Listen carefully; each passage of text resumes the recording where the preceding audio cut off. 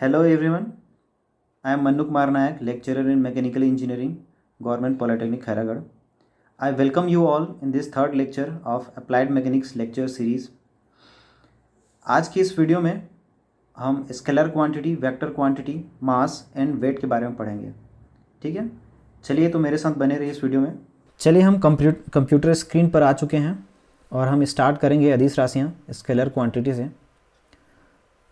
अदिश राशियाँ वे भौतिक राशियाँ हैं जिसे केवल परिमाण द्वारा परिभाषित किया जा सकता है, जिसमें दिशा की आवश्यकता नहीं होती है। अदिश राशियों में कोई दिशा नहीं होती है, इसीलिए इनको परिभाषित करने के लिए कोई दिशा की आवश्यकता भी नहीं होती है। एग्जाम्पल के रूप में distance, speed, pressure, time, mass, length, density, temperature, volume, density, discharge, ये सारी भौतिक राशियाँ हैं जिनमें कोई दिशा की आवश्यकता नहीं होती है। इनको अगर परिभाषित करना है तो सिर्फ मैग्नीट्यूड से काम चल जाता है, इनकी कोई दिशाएं नहीं होती हैं, इसलिए इसको अदिश राशियां कहते हैं। लेंथ एक अदिश राशि है। जैसे हम किसी वस्तु की लंबाई अगर नापना चाहते हैं तो एक तरफ से नापें या फिर उसके उल्टी डायरेक्शन से नापें, आप किसी भी दिशा से नापना शुरू कीजिए, आपका लेंथ उतना ही आएगा। ये एक स्केलर क्वांटिटी है। तो लेंथ तो है, विड्थ भी वैसा ही है, तो वो भी स्केलर क्वांटिटी है। हाइट या थिकनेस भी स्केलर क्वांटिटी है। तो इसलिए लेंथ, एरिया, वॉल्यूम सारे के सारे आपके स्केलर क्वांटिटी के अंदर आते हैं। ठीक है, अब डिस्टेंस एक स्केलर क्वांटिटी है, बट यहाँ पर नोट करने वाली बात यह है कि displacement is a vector quantity. Displacement एक वेक्टर क्वांटिटी है जबकि डिस्टेंस एक स्केलर क्वांटिटी है। आइए समझते हैं कैसे। उसके पहले आपको समझना पड़ेगा कि डिस्टेंस क्या है और डिस्प्लेसमेंट क्या है, इन दोनों में क्या अंतर है। सबसे पहले मान लेते हैं कि एक विद्यार्थी का घर है ए पर और ये ए से अपने फ्रेंड के यहाँ बी पर जाता है। मान लेते हैं बी के यहाँ जाता है, अपने फ्रेंड के यहाँ घर में जाता है, और यहाँ से वो जाता है अपने स्कूल के लिए जाता है। ठीक है, अपने स्कूल चला जाता है जो है लोकेशन सी पर। अब मान लेते हैं ए से बी का डिस्टेंस उसने कवर किया, D1 किया, और बी से सी का डिस्टेंस उसने कवर किया, D2 किया। तो विद्यार्थी द्वारा टोटल जो चली गई दूरी है वो D1 + D2 है। वो जिस जिस रास्ते जाएगा वो सारा सभी चीज़ें ऐड होते जाएंगे। ठीक है, जहाँ जहाँ पर जाएगा वहाँ का डिस्टेंस ऐड हो रहा है। डायरेक्शन से कोई लेना देना नहीं है, वो जितना चल रहा है वो उसका डिस्टेंस कवर कर रहा है। ठीक है, जबकि विस्थापन में क्या चीज़ होता है कि ए से सी का हम लोग जो है शॉर्टेस्ट डिस्टेंस देखते हैं। शॉर्टेस्ट डिस्टेंस, ठीक है, ए से सी के लिए क्या देखते हैं हम? शॉर्टेस्ट डिस्टेंस देखते हैं। तो शॉर्टेस्ट डिस्टेंस तो एक ही होगा, है ना। मान लेते हैं कि ये जो एंगल बना रहा है वो 80 डिग्री बना रहा है। ठीक है, तो उसको 80 डिग्री पर ही इसी दिशा पर आगे बढ़ना पड़ेगा, तभी जाकर के वो शॉर्टेस्ट डिस्टेंस कवर करेगा। माने कि मतलब कि अगर वो 80 डिग्री यहाँ से 80 डिग्री बनाते हुए अगर जाना शुरू करेगा तभी वो विस्थापन करेगा। ठीक है, तो इसका एक दिशा होती है कि ये 80 डिग्री पर जाएगा तभी जाकर के क्या होगा, ये उस लोकेशन पर पहुंचेगा। मान लीजिए वो 120 डिग्री पर जाता है तो क्या वो शॉर्टेस्ट डिस्टेंस पर जा पाएगा?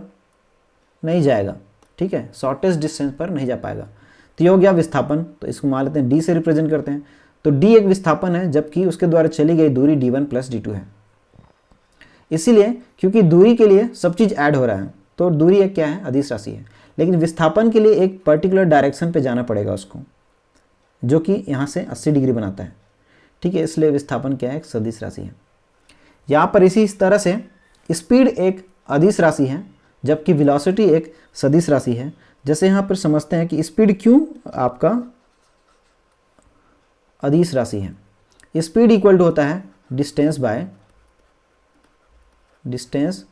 बाय टाइम होता है। Distance is a scalar quantity जबकि distance is a scalar quantity जबकि और टाइम भी क्या है? स्केलर क्वांटिटी है। तो इसीलिए आपका स्पीड क्या हो जाएगा? स्केलर क्वांटिटी हो जाएगा। जबकि वेलोसिटी के साथ ऐसा नहीं है। क्या होता है? वेलोसिटी के साथ ऐसा नहीं है। वेलोसिटी इक्वल टू होता है आपका displacement divided by time taken. तो यहाँ पर डी बाय हम क्या करेंगे, डी बाय टी करेंगे। मान लीजिए समय टी लगता है तो यहाँ पर क्या करेंगे, इसमें d1 plus d2 by time करते हैं।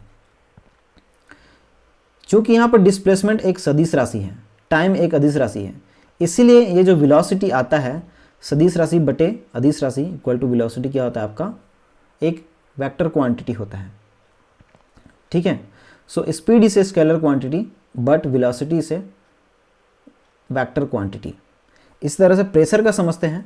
ठीक है, प्रेशर एक, यहाँ पर अगर देखेंगे प्रेशर को हम लोग क्या लिए हैं, यहाँ पर प्रेशर को हम लोग अदिश राशि में लेते हैं, जबकि प्रेशर इक्वल टू होता है फोर्स बाय एरिया। ठीक है, इस डेफिनेशन के हिसाब से अगर देखेंगे तो प्रेशर को क्या होना चाहिए, फोर्स बाय एरिया है। So force is a vector quantity, area is a scalar quantity, so it should be A vector quantity. Pressure को क्या होना चाहिए, क्योंकि फोर्स की दिशा होती है वैसे ही प्रेशर की दिशा होनी चाहिए, तो प्रेशर को हम लोग वेक्टर क्वांटिटी में रखना चाहिए, लेकिन इसको स्केलर क्वांटिटी में रखा गया है। इसका कारण समझने की कोशिश करेंगे क्यों इसको रखा जाता है। ये एक बॉटल देख रहे हैं जो पानी से भरा हुआ है, जब इसमें हाथ से इसको प्रेस करेंगे बॉटल को तो इसमें सारे डायरेक्शंस पे क्या होंगे, प्रेशर जनरेट होंगे। ठीक है, सारे डायरेक्शंस पे इसमें प्रेशर जनरेट होंगे।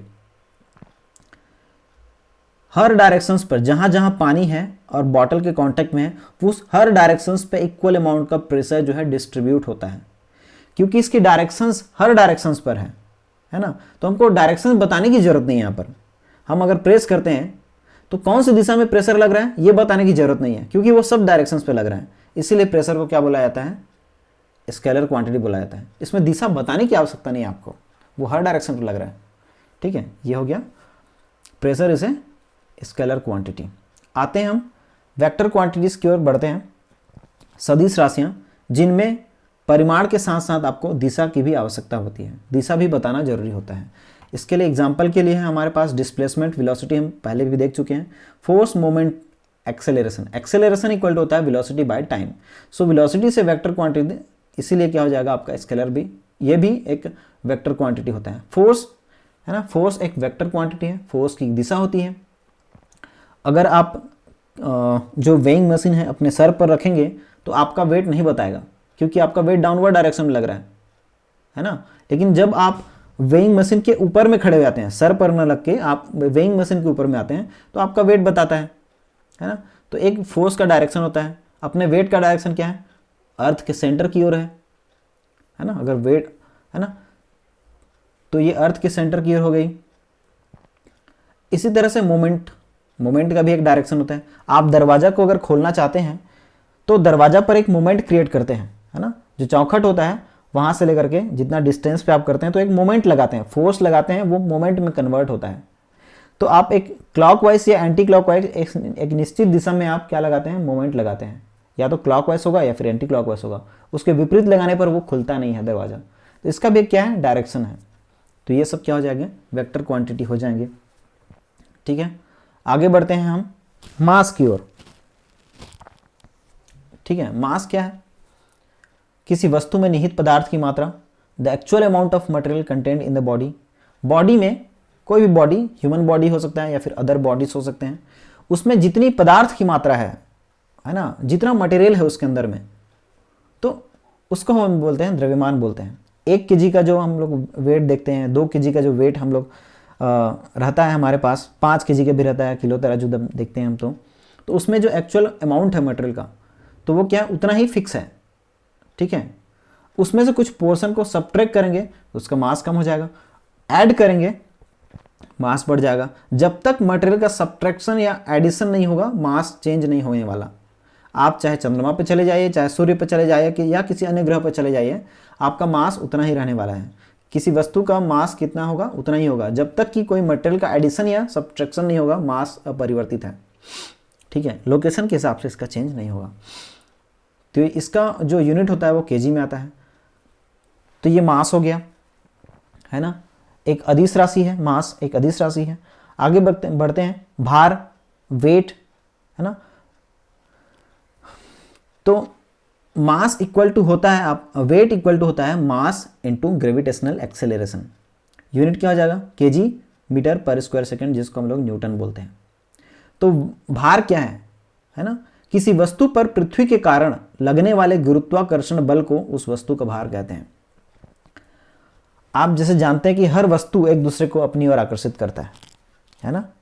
लेकिन जो हम दैनिक जीवन पे छोटे छोटे वस्तु देखते हैं उनका आकर्षण बल हमको दिखाई नहीं देता क्योंकि वो बहुत छोटे होते हैं, है ना। लेकिन पृथ्वी क्या है, बहुत बड़ा है, इसलिए इसका ग्रेविटेशनल जो फील्ड है वो आपको महसूस होता है ना। ये अपनी और बॉडी को जो खींच रहा है वो आपको पता चलता है। अगर आप अभी तक अनुभव नहीं किए हैं तो क्या करेंगे, आप उछलिए, आप वापस धरती पर गिर जाएंगे, ठीक है। तो जिसका मास जितना ज़्यादा होता है उसका ग्रेविटेशनल फील्ड जी का मान, स्मॉल जी का मान उतना ही ज़्यादा होता है। सूर्य का सबसे ज़्यादा होगा, बहुत ज़्यादा होगा। अगर चंद्रमा पे चले जाएंगे तो उसका कम होगा जी का मान, है ना। तो मास पे डिपेंड करता है, साथ ही साथ लोकेशन पर डिपेंड करता है। जब आप अर्थ सरफेस से ऊपर की ओर जाएंगे तो आपका जी का मान घटेगा, अर्थ सरफेस से नीचे की ओर जाएंगे तब भी जी का मान घटेगा, है ना। ये हर वस्तु को पृथ्वी अपने केंद्र की ओर खींचता है, इसको उसका भार बोलते हैं, ठीक है। ये एक वेक्टर क्वांटिटी है ना। जैसे हमारा फोर्स एक वेक्टर क्वांटिटी है तो वेट भी तो एक फोर्स ही है ना। वेट भी क्या है, एक फोर्स है, इसलिए ये भी क्या है, वेक्टर क्वांटिटी है, ठीक है। तो एक एग्जांपल से देखते हैं। मान लेते हैं कि एक अर्थ है ना, ये अर्थ है और यहाँ पर कोई व्यक्ति खड़ा है। मान लेते हैं इसमें एक सुरंग खोद दिया जाता है, यहाँ से लेकर के यहाँ तक पूरा सुरंग खोद दिया जाता है। तो क्या होगा, इमेजिन कीजिए क्या होगा। व्यक्ति के साथ जो यहाँ पर है, यहाँ पर सुरंग खोद गया तो क्या होगा, व्यक्ति नीचे आएगा और यहाँ पर आके अटक जाएगा। क्यों अटकेगा, क्योंकि इसका ग्रेविटेशनल फील्ड सेंटर पर होता है। ये सेंटर तक ही खींचता है, जहाँ तक लाना चाहता था वस्तु को वहाँ तक तो आ गया, अब आगे ही नहीं जाएगा वो, ठीक है। यहाँ पर सेंटर पर आकर के अटक जाएगा क्योंकि जो यहाँ पर जो इसका मास सेंटर होगा, है ना, सेंटर जहाँ पर पृथ्वी का जो पूरा भार जो केंद्रित होगा, मास जितना केंद्रित होगा कहाँ, जहाँ पर, वहाँ पर खींचता है वो, ठीक है। तो मास सेंटर बोलते हैं, तो वहाँ तक ही खींचेगा, वहाँ तक हम आने का प्रयास करते हैं। चलिए अब ये डिस्कस कर लेते हैं कि जैसे आपका वेट मान लीजिए 65 kg है, ठीक है। आप जब नापने गए, मशीन में नापे तो आपका वेट कितना है, 65 kg आया। तो ये आपका मास रिप्रेजेंट कर रहा है या फिर वेट रिप्रेजेंट कर रहा है ना। तो क्या है बताइए, क्या होना चाहिए, इज इट मास और वेट। ये मास है या वेट है, ठीक है। तो ये आपको आपका मास बताता है। जब आप वेइंग मशीन के ऊपर में खड़े होते हैं तो आपका मास रीडिंग में जो देता है वो आपका मास देता है और आपको बोलता है कि घर में जाके जी से मल्टीप्लाई करने ना, आपका भार निकल जाएगा, ठीक है।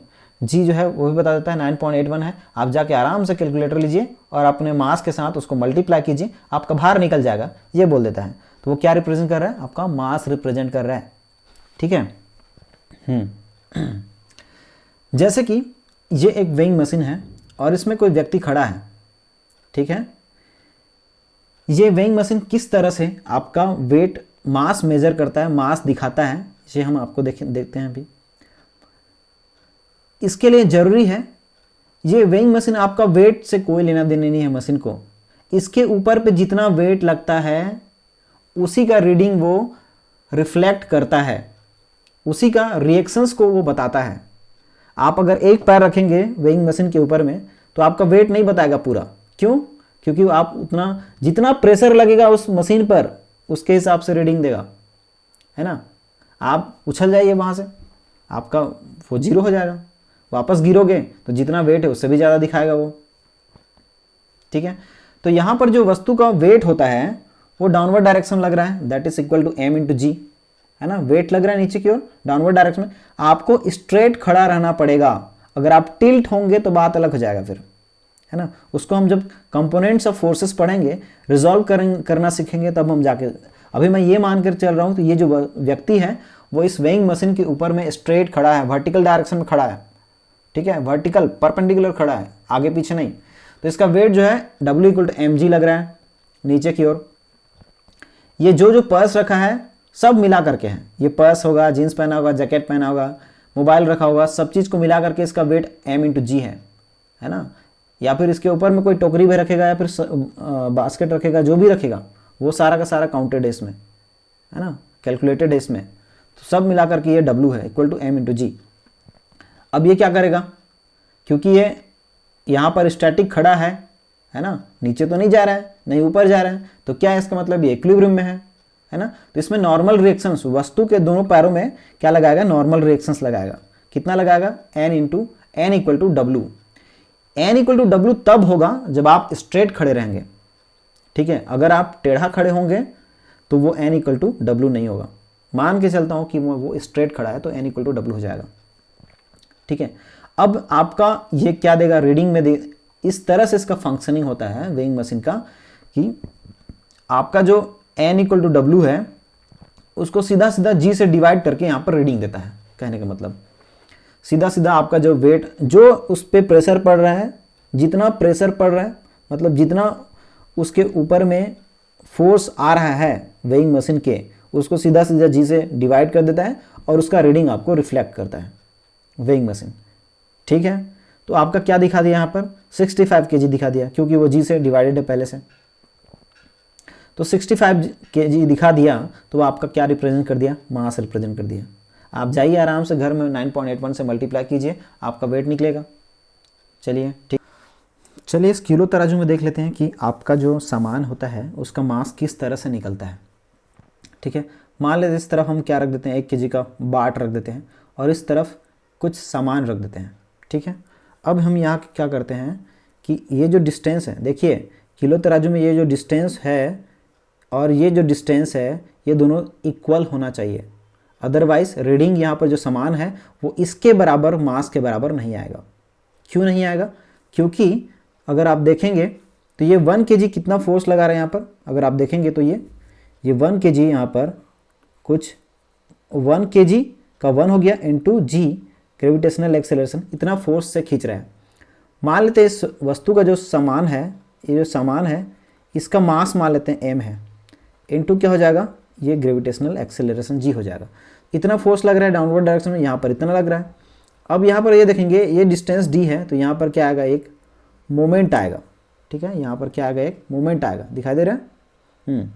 तो ये मोमेंट कितना होगा, आप अभी देखिए मोमेंट इक्वल टू क्या होता है, फोर्स इंटू परपेंडिकुलर डिस्टेंस। यहाँ पर देखेंगे ये जो डिस्टेंस है ये परपेंडिकुलर डिस्टेंस है, ठीक है। ये डिस्टेंस है परपेंडिकुलर डिस्टेंस है, तो कितना आ जाएगा, मोमेंट इक्वल टू यहाँ पर जो मोमेंट आ रहा है वो 1 इंटू जी इंटू डी हो जाएगा, ठीक है। और इधर कितना आ रहा है, ये मोमेंट आ जाएगा आपका यहाँ पर, ये मोमेंट इक्वल टू हो जाएगा m इंटू जी इंटू डी हो जाएगा। अब देखिए ये डिस्टेंस दोनों सेम होना चाहिए, ठीक है। ये क्या कर रहा है, ये जो तराजू है, ये जो 1 kg है वो इसको इस तरह से रोटेट करना चाह रहा है, काउंटर क्लॉकवाइज डायरेक्शन में तराजू को घुमाना चाह रहा है। वो चाह रहा है कि ऐसा घूम जाए, है ना। और ये जो आपका है ये आपका कैसे घुमाना चाह रहा है, ये इस तरफ घुमाना चाह रहा है, ये क्लॉकवाइज घुमाना चाह रहा है। सामान आपको, आपका किलो तराजू को क्लॉकवाइज घुमाना चाह रहा है, 1 kg इसको एंटी क्लॉकवाइज घुमाना चाह रहा है, दोनों अपोजिट डायरेक्शन में घुमाना चाह रहे हैं। और ये इक्विलिब्रियम में ये हॉरिजॉन्टल तब होगा, ये जो लाइन ये हॉरिजॉन्टल तब होगा जब दोनों तरफ का मोमेंट बराबर होगा।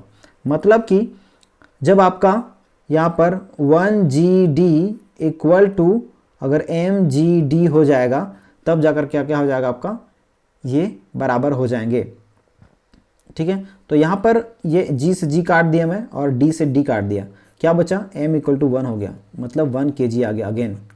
तो इस तरह से अगर आपका डिस्टेंस ये दोनों बराबर है, ठीक है, ये अगर डिस्टेंस बराबर है और ये अगर हॉरिजॉन्टल पोजीशन पे है तो मोमेंट दोनों तरफ बराबर होगा। इस कंडीशन पे इन दोनों पर जो रखा हुआ वस्तु का मास है वही बराबर होगा। इस तरह से 1 kg मास वाले बाट पे 1 kg सामान आता है। तो ये जो सामान आप लेकर के जाते हैं घर में वो क्या रिप्रेजेंट कर रहा है, वो 1 kg मास रिप्रेजेंट कर रहा है। 1 kg मास आपको दे रहा है। यदि यहाँ पर डिस्टेंस बढ़ जाएगा, मान लीजिए यदि यहाँ पर ये जो डिस्टेंस है, ये डिस्टेंस अगर ज़्यादा हो जाएगा, है ना, ये डिस्टेंस अगर ज़्यादा हो जाएगा तो क्या हो जाएगा, इस तरफ मोमेंट बढ़ जाएगा, मतलब इधर ज़्यादा वस्तु रखना पड़ेगा, 1 kg के बदले में ज़्यादा सामान रखना पड़ेगा, क्योंकि इधर डिस्टेंस कम है मोमेंट बराबर करने के लिए। तो अगर यहाँ पे डिस्टेंस इसको बढ़ा दूंगा, इधर अगर डिस्टेंस बढ़ जाएगा मेरा, इस साइड डिस्टेंस बढ़ा दूंगा तो इधर ज़्यादा सामान आएगा, है ना। तो 1 kg से ज़्यादा सामान आएगा। इसीलिए जब भी ये आपका किलो तराजू डिजाइन होना चाहिए ये हॉरिजॉन्टल होना चाहिए और ये डिस्टेंस दोनों का बराबर होना चाहिए, ठीक है। चलिए आगे चलते हैं, आपका डिफरेंस देख लेते हैं। Between the mass and weight, ठीक है। तो आप जानते हैं कि actual amount of material content in the body is mass and जो पृथ्वी अपने गुरुत्वाकर्षण के कारण से खींचती है, ग्रेविटेशनल, है ना, पृथ्वी जो खींचती है अपने सेंटर की ओर, उसको बोलते हैं वेट बोलते हैं। मास इस कांस्टेंट होता है हर जगह, है ना, चाहे आप चंद्रमा पर चले जाएं चाहे सूर्य पर चले जाएं, लेकिन वस्तु का भार जो है उसके हिसाब से परिवर्तनशील है।